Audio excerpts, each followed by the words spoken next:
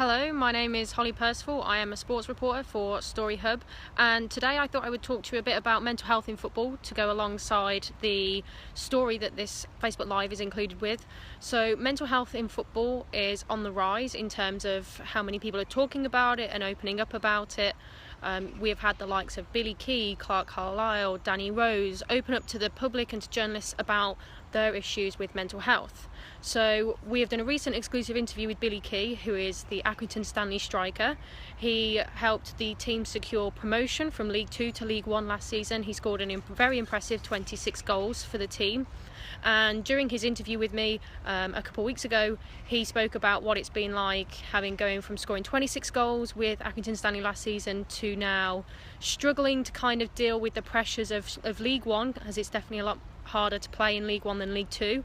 The standards are a lot higher, and he also spoke about what it's been like in terms of the support he's had from his club. His manager told him to take a month out of football so he could almost refine himself and figure himself out, and has now returned to football. Said he's enjoying the sport a lot more. He's trying to figure out how best to manage his depression and his anxiety within a sport that is viewed by so many people and has so many pressures from so many fans and club expectations. Surprisingly, mental health is a lot more common in men. Suicide is actually the biggest killer of men aged 45 to 49, which is a very surprising statistic because not a lot of men obviously talk about their mental health and their mental illness.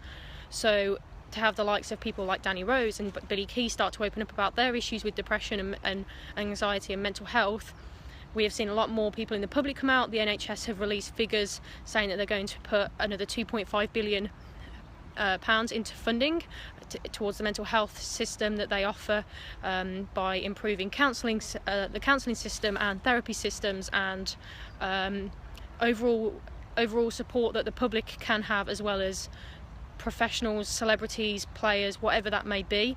The Player Football Association, the PFA, currently offer a lot of support to players. Billy also spoke about that. He said that they have offered him a lot of help and counselling, but he actually prefers to do it his own way and find his own support through family and all those kind of things instead.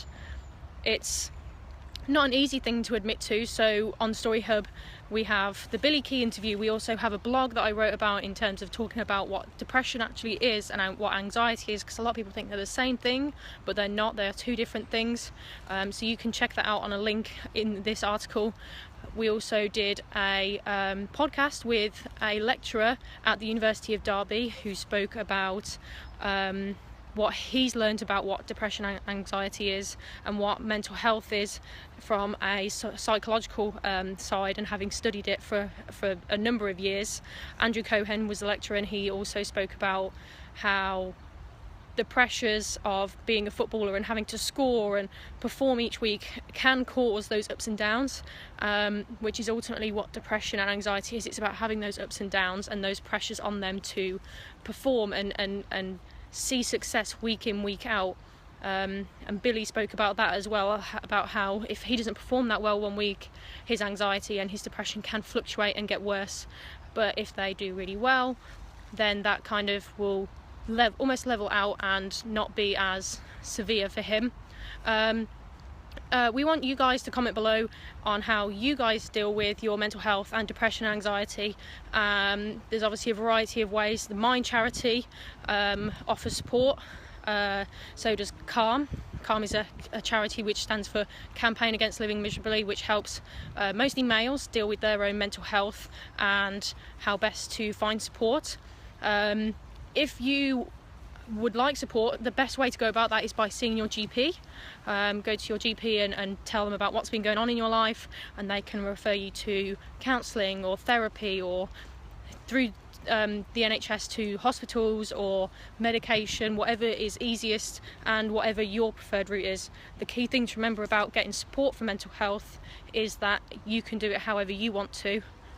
Things will be suggested and recommended, but you don't have to do what you are not comfortable with, and that's probably one of the things here at Story Hub that we would highly recommend, that do what you feel comfortable with and seek the help that suits you best. Everyone is different, everyone deals with things differently, and that's that's the thing that people don't realise about mental health, is that everyone is different and it is dealt with differently. So definitely see help, and we have got a variety of different ways in which you can find support. Check out this article and the 2 other articles linked below, and check in next week for more content such as this on unique stories within football.